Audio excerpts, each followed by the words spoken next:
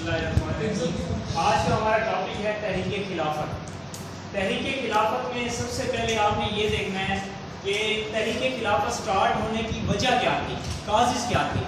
हमने पढ़ा कि पहली आलमी जंग स्टार्ट हुई 1914 में। अब आलमी जंग क्या है, नाम से जाहिर हो रहा है पूरे आलम की जंग थी, पूरे वर्ल्ड के कंट्रीज इसमें शामिल थे। अब इसमें दो ग्रुप बने हुए थे। ग्रुप एक था फ्रांस, बरतानिया, अमेरिका, इटली, रशिया इस ग्रुप में थे। दूसरे ग्रुप में तुर्की, जर्मनी और ऑस्ट्रिया थे। अब तुर्की, जर्मनी और ऑस्ट्रिया और ये अब असल मकसद ये था, ये ग्रुप कहता था पूरी दुनिया पे मेरा कंट्रोल आ जाए, ये ग्रुप कहता था पूरी दुनिया पे मेरा कंट्रोल आ जाए। ठीक है, अब यानी इक़्तिदार हासिल करने के लिए, कब्जा करने के लिए ग्रुप आपस में लड़ रहे थे। ठीक है, अब हुआ क्या कि ये जो जर्मनी है ये मुस्लिम तुर्की जो है ये मुस्लिम कंट्री था।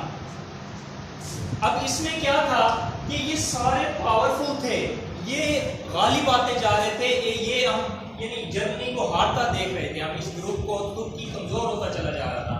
अब हमें खतरा था मुसलमानों को कि अगर ये ग्रुप जीत जाता है तो इसने तुर्की पे बहुत ज्यादा जुल्म और सितम करने हैं। अब याद रखने की बात कि हमारा मक्का मुकर्रमा, मदीना मुनव्वरा ये सारे पहले तुर्की में आते थे। अब अगर फॉर एग्जाम्पल ये ग्रुप जीत जाता है तो इसने तुर्की पे हमला करना है, हमारे मुकद्दस मकामात को भी नुकसान पहुंचाना है। जंग में तो कुछ नहीं देखा जाता ना, तो इन्होंने नुकसान पहुंचाना है। गैर मुस्लिम है, अंग्रेज यहूदी हैं, वो हमारे इन मुकद्दस मकामात पे कदम रखेंगे, यहाँ पे आएंगे।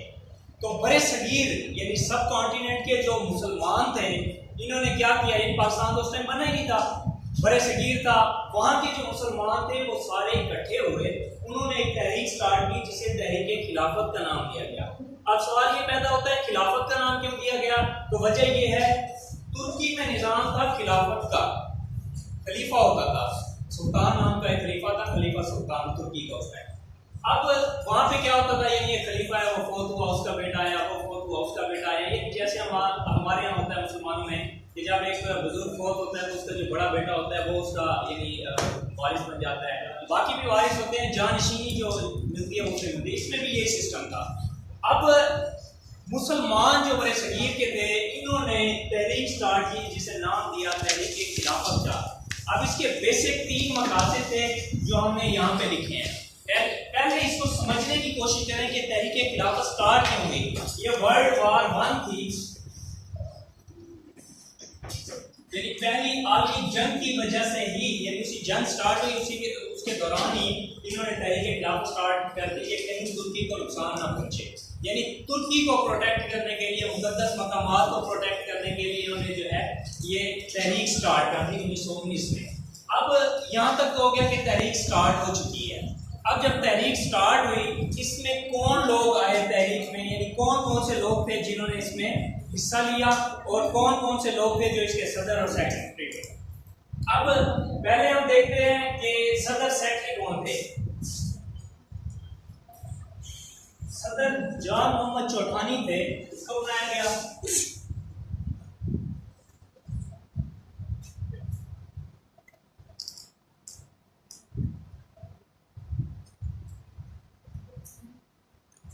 ठीक है, ये इसके सदर बने और जनरल सेक्रेटरी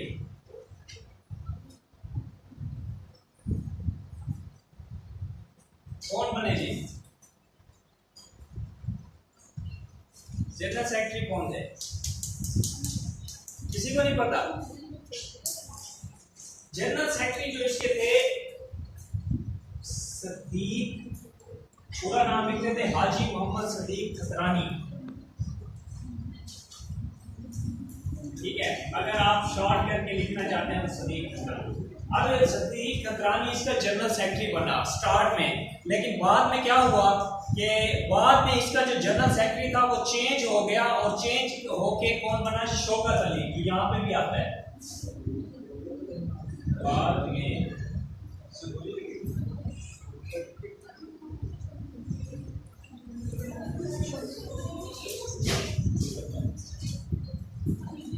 ठीक है, यहाँ तक हो गया ये जनरल सेक्रेटरी का। अब हमने ये देखना है कि इसका मेन जो है या सेटअप हेड ऑफिस जो था, जैसे हमने कल एक टॉपिक पढ़ा था उसका हेड ऑफिस भी पढ़ा था। अब इसका भी हमने देखना है, तहरीक खिलाफत स्टार्ट हो रही है तो इसका हेड ऑफिस कौन सा होगा।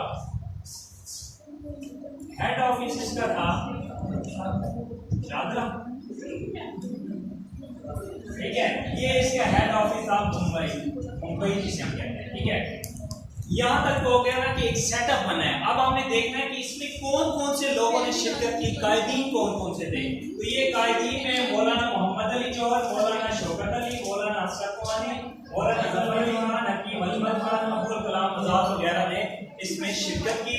और इनके बारे में कहा जाता है ये जो अली ब्रादरान है इनकी वालदा का बड़ा किरदार था।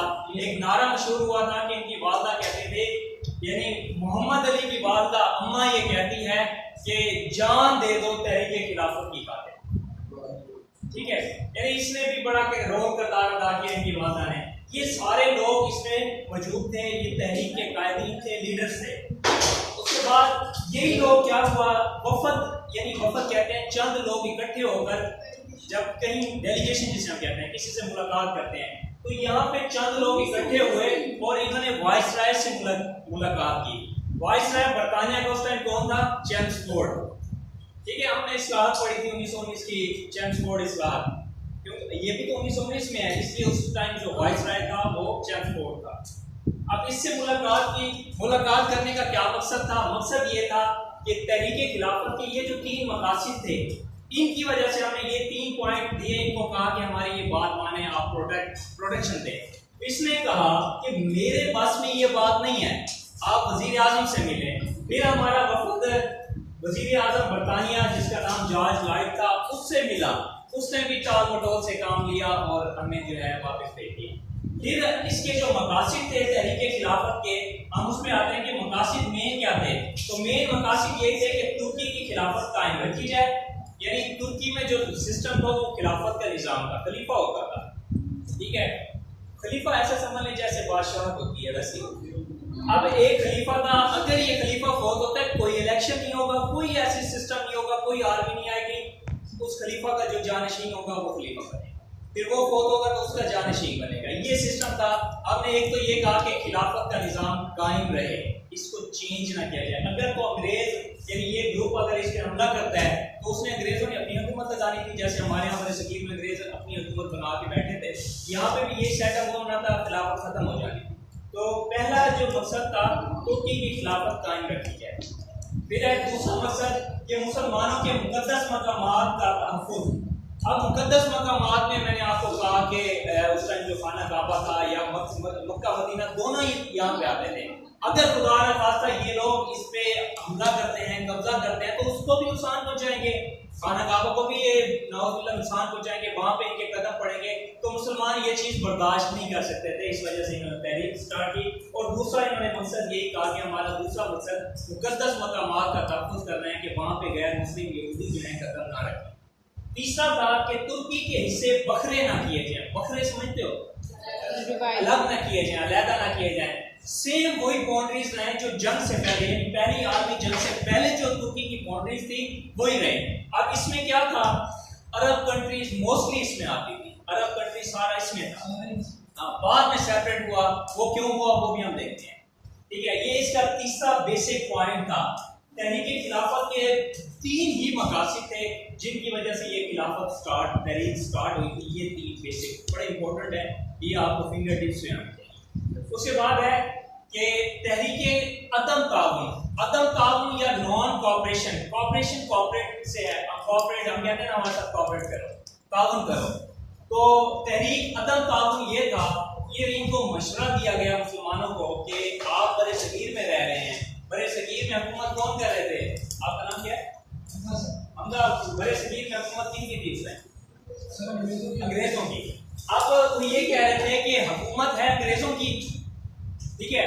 अब अंग्रेजों की हुकूमत जो है, तो आप ऐसा करें, अंग्रेज वहां पे भी अंग्रेज थे हमला करने वाले, तो यहाँ पे भी आपके मुल्क में वही हुकूमत कर रहे हैं। आप तहरीक स्टार्ट कर दें अदम ताउन की, यानी आप उनको कहें कि हम आपके साथ ताउन नहीं करते, कॉपरेट नहीं करते। क्या करें जी, अदालतों का बाइकआउट कर दें। जो जुडिशरी सिस्टम था, जो अदालतें थी कि कोई भी फैसला नहीं होगा, हम अदालतों में नहीं जाते, बाइकआउट कर दिया। फिर गवर्नमेंट स्कूल कॉलेजेस के जो स्टूडेंट हैं वो भी बाइकआउट कर दें, स्कूल छोड़ दें, कॉलेज छोड़ दें, रोडों पे आ जाएं। लेजिस्लेटिव काउंसिल थी, एक काउंसिल बनी होती थी जिसमें हम कह सकते हैं कि मुसलमानों के लीडर्स भी शामिल होते थे, हिंदुओं के समझने के कानून साजी के लिए कोई हो। अब इसमें भी उन्होंने कहा आप इसको भी छोड़ दें, इस्तीफा दे दें कि भाई हम इसमें शामिल नहीं रहे। उसके बाद तक गवर्नमेंट की नौकरियों से इस्तीफा, जो लोग गवर्नमेंट की जॉब्स कर रहे हैं वो भी रिजाइन कर दें। ब्रिटिश गवर्नमेंट से नाराजगी का इजहार, जैसे आज हमारे हम स्ट्राइक कर देते हैं, जब हमारी कोई डिमांड पूरी नहीं हो रही होती हम कहते हैं जी हम नहीं आते, स्ट्राइक कर देते हैं, रोडों पे आ जाते हैं। यहाँ पे भी ये सिस्टम था।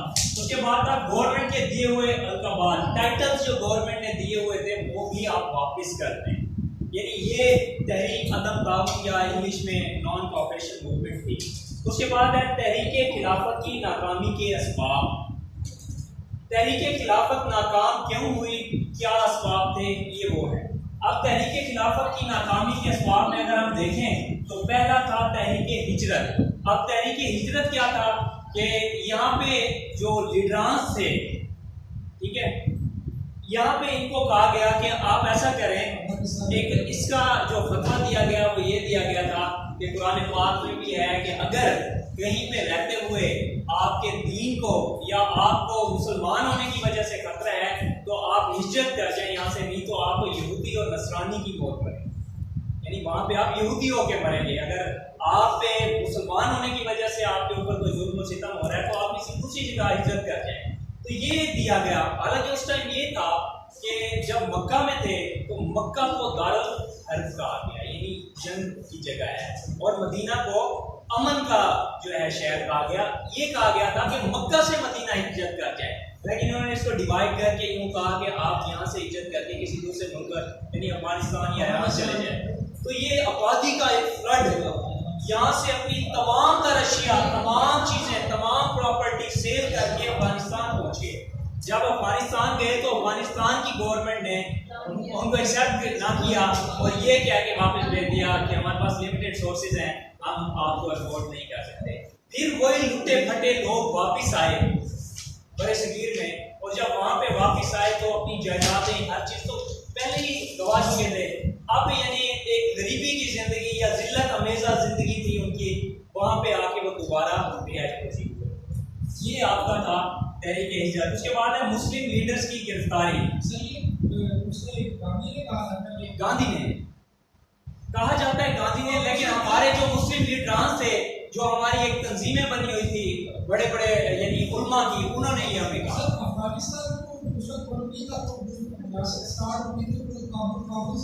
काबुल उनका दारुल-हुकूमत था उस टाइम, काबुल मौजूदा अफगानिस्तान ही गए हैं ना उसको।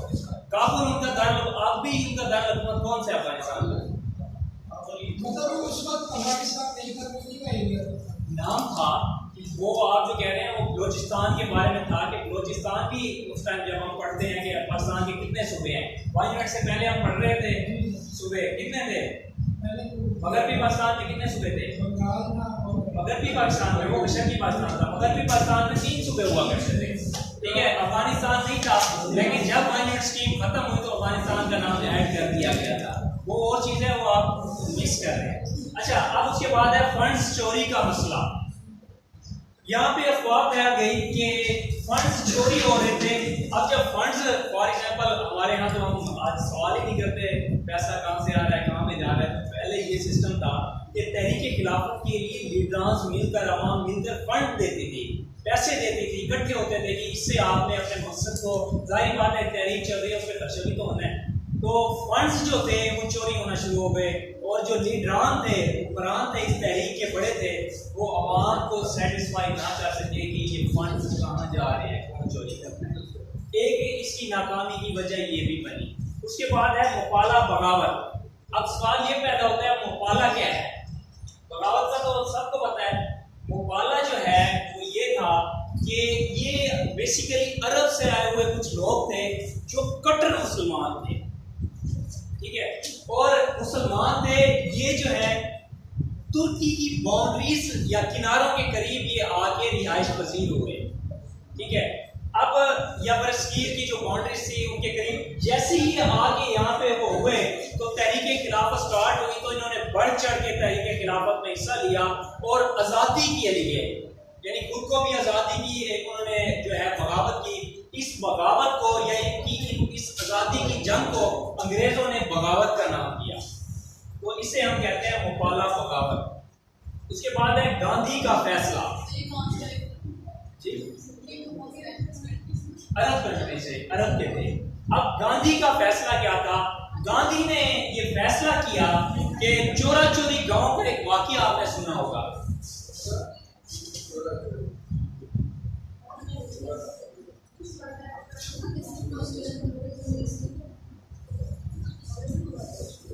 आप में से चोरा चोरी एक नाम बच्चा नाम मुझसे पूछ भी रहा था कि वो वाकया क्या था। वो असल चोरा चोरी का वाकया था, ठीक है। चोरा चोरी का वाकया क्या था कि एक गांव था, वहां पे पुलिस स्टेशन को किसी ने आग लगा दी। जब आग लगाई तो वहां पे कुछ बंदे झुलस के मौत हो गए, मर गए। अब गांधी ने क्या किया? अच्छा, यहाँ पे एक और चीज कि जैसे हमारे लीडरान ने गिरफ्तारी दी थी, मुसलमानों के तमाम बड़े बड़े लीडरान जो थे वो गिरफ्तार हो चुके थे। जब इन्होंने गिरफ्तारी दी तो हमारे पास कोई प्रॉपर लीडर नहीं था मुसलमानों के पास। फिर हमने क्या किया? गांधी जो हिंदुओं का लीडर था उसको उठा के अपनी मस्जिद के मेंबर पे बिठाया और उसको अपना लीडर मान लिया। जब हमने उसको अपना लीडर माना, लीडर बनाया, तो उसने क्या किया? अब जाहिर बात है लीडर्स ने ही फैसला देना होता है, लीडर्स ने ही बात करनी होती है। तो लीडर तो हमारा उस टाइम हम गांधी को बना चुके थे। गांधी ने क्या किया? चोरा चोरी गांव के वाकये को बुनियाद बनाकर उसने कहा कि हम अमन चाहते हैं, यहाँ पे जंग स्टार्ट हो रही है। इसने ऐलान कर दिया जी इसको खत्म करो, चोरा चोरी के वाकये को बुनियाद बना के। फिर अतातुर्क ने जमहूरियत का ऐलान किया। अतातुर्क कौन था या मुस्तफा कमाल पाशा कौन था? क्या दोनों एक? क्या ये क्या आप इससे क्या आइडिया लेते हैं? अतातुर्क नाम है, क्या है जी?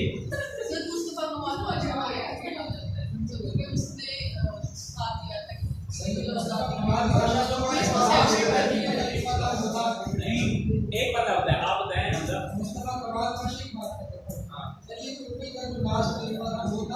खलीफा नहीं था यार,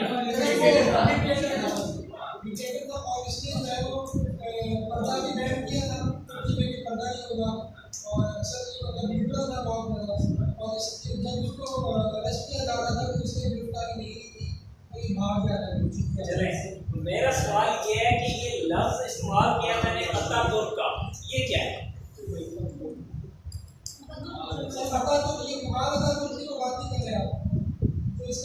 अतातुर्क का मतलब क्या है? चले, अतातुर्क यहाँ अक्सर मैं इसलिए इसको क्लियर कर रहा हूँ कि हम लिखते हैं कि मुस्तफा कमाल पाशा ने जमहूरियत का ऐलान किया, हमारे बुक्स में है। फिर बाद टाइम अतातुर्क का वर्ड आ जाता है तो हम कंफ्यूज हो जाते हैं कि अतातुर्क कोई अलग से नाम है, क्या चीज है? ये एक किस्म का टाइटल था, इसका मतलब ये था, अता कहते हैं बाप, ठीक है, तुर्क यानी तुर्कों का बाप, ये अतातुर्क है, ठीक है। इसको आप मुस्तफा कमाल पाशा लिखते हैं।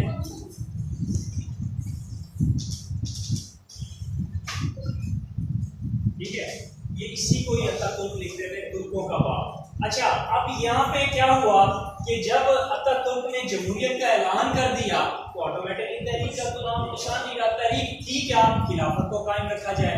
अच्छा, अब यहाँ पे सवाल ये पैदा होता है कि इसने ऐसे क्यों किया? इसमें क्योंकि आपका एक सिलेबस शॉर्ट है, मैं इस वजह से इसको ज़्यादा डेप्थ में नहीं लेके जा रहा। वैसे इसमें दो मुआहदे थे, मुआहदा सेर्वे और लौज़ान, ठीक है। अब इस मुआहदे में इसलिए डेप्थ में नहीं गया कि आप बोर हो जाते हैं। चले मैं उसको शॉर्ट बता देता हूँ, अगर शॉर्ट क्वेश्चन में आ भी जाए तो आपको थोड़ा सा उसके बारे में आइडिया। मुआहदा सेर्वे जो था वो ये था कि ये जो अलाइड फोर्सेस थी इन्होंने मुआहदा किया तुर्की का, जो उस टाइम था, क्या नाम था उसका, सुल्तान, हुक्मरान जो था सुल्तान। अब तुर्की के सुल्तान से इन्होंने मुआहदा सेर्वे पे साइन करवा लिए। उसके तहत इन्होंने तुर्की पे तमाम तर पाबंदियां लगा के अपने ऑर्डर्स जारी कर दिए। उस टाइम तो इसने कर दिया, साइन कर दिए, लेकिन मुस्तफा कमाल पाशा ने उसकी मुखालफत की और उसने कहा जी नहीं, मैं ये नहीं मानता। आखिरकार जब उसको यानी उसकी मुखालफत की, मुआहदा सेर्वे की, बाद में इन अलाइड फोर्सेस के साथ मुस्तफा कमाल पाशा ने मुआहदा लौज़ान किया, जिसमें क्या कहा गया कि जो तुर्की है यानी मौजूदा जो तुर्की है उन पे इसने अपनी हुकूमत बचा ली और बाकी जो अरब कंट्रीज थे वो अरबों को दे दिए गए।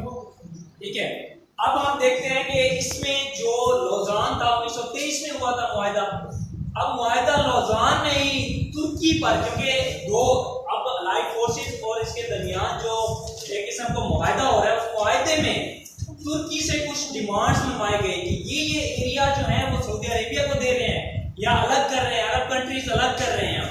तो यहाँ पे इसने जब साइन किए तो ये सारा सेटअप जो आज हम मौजूदा देखते हैं तुर्की पे जो पाबंदियां आयद होती हैं उस पे एडजस्ट हो गई।